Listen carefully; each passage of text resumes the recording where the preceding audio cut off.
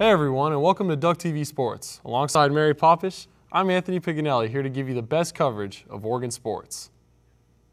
The number 5 Oregon Ducks volleyball team swept the Washington State Cougars last Friday in 3 sets at Matthew Knight Arena. With the win, Oregon improved their record to 15-1 overall and 6-1 in conference play. Sophomore Liz Brenner led the Ducks with 12 kills for the 5th time this season. Junior Lauren Plum finished with 2 aces, moving her into a tie for Oregon history in 9th place with 101. The Ducks took on the number 2 Washington Huskies on Saturday at Matthew Knight Arena. In the first set, starting off strong, junior Ariana Williams with the kill to give the Ducks the first set 26-24. Then it's the Huskies' turn, as Krista Von Sant hammers one home as the Huskies take the second set 25-20. Washington continued its strong play as Kylene Munoz denies Liz Brenner at the net to make it 20-15 Huskies in the third set. But the Ducks would fight back as Kat Fisher spikes one perfectly down the line, giving Oregon the third set 25-22. On to the fourth set as Lauren Plum mixes things up with a cheeky tap over the net, fooling everyone on the Husky front line. Match point now for the Ducks, and Lauren Plum with a beautiful set to Williams for a monstrous game-winning kill. Oregon takes the match in 4 sets as they win the final one, 25-17.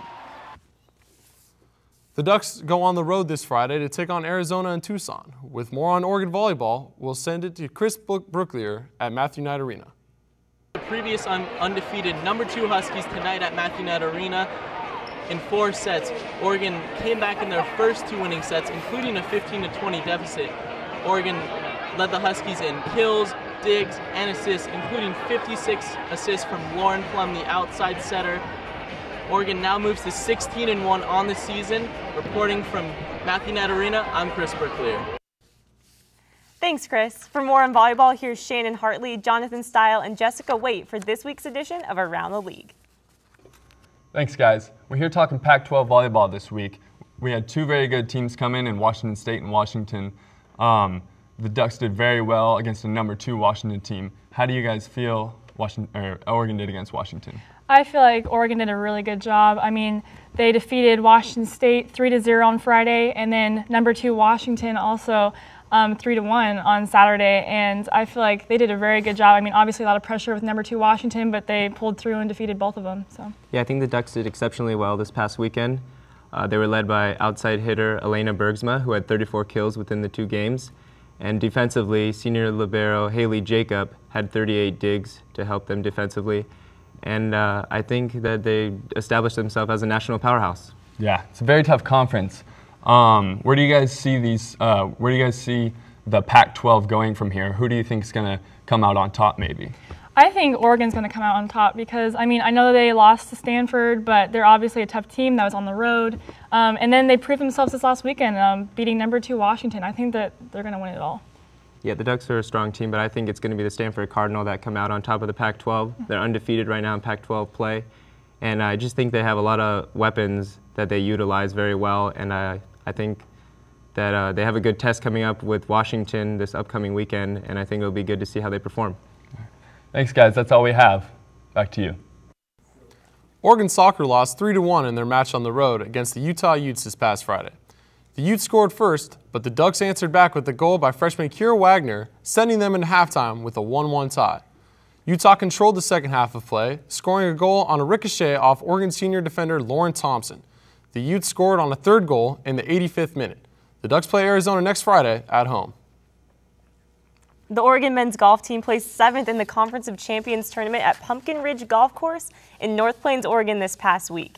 As a team, the Ducks shot +2 in the tournament but had some standout players individually. Freshman Solman Raza placed 8th overall with a score of 5 under for the 3-day tournament. Oregon Ducks' other Ducks, including Rack Cho, Brandon McIver, Robbie Ziegler, and Tyler Parker, also contributed solid rounds to the 7th place finish. The Ducks finish up their fall season next week down in Southern California in the Alistair McKenzie Invitational. Football season is halfway over as the Mighty Ducks are undefeated through the first 6 games. For a recap of their season so far, here's Preston Highfield and AJ Palazzolo for this week's edition of Pack and Heat. Ducks football sitting at the halfway point, 6-0 on the season, 3-0 in conference play. AJ, on offense, it starts with the redshirt freshman quarterback Marcus Mariota. Absolutely. Any football team, it starts with the quarterback, and Marcus Mariota has filled in perfectly for the Ducks this year. He's completing just shy of 68% of his passes, but he's doing the little things that we don't see in the stands necessarily. He's keeping plays alive with his feet, he's getting outside the pocket, making smart decisions, knows when to get out of bounds, and knows when to throw the ball away. Now on the other side, the defense, they've sustained a couple injuries, most recently actually a suspension, Isaac Remington, but they've been able to play pretty solid so far. Absolutely. The loss of Isaac Remington does hurt the front seven, but the Ducks still have Michael Clay. They still have Kiko Alonso, which center the middle of the defense. Also, Ducks have Taylor Hart, Deion Jordan at the defensive end positions. Those guys have been lights out so far. All right, hypothetical question. Oregon and Alabama are at the top of the rankings. If they played tomorrow on a neutral field, who would you take? I'd take the Ducks all day, and I think Coach Nick Saban knows he has his hands full. All right, guys, he likes the Ducks. It's pretty hard to disagree with him. Thanks, Preston. The Oregon men's and women's cross-country teams put together an impressive showing this weekend at the pre-nationals meet in Louisville, Kentucky. The men's claimed third place overall, head by senior Trevor Dunbar. That's all we have for you guys tonight. For Mary Popish, I'm Anthony Piganelli. Have a great night.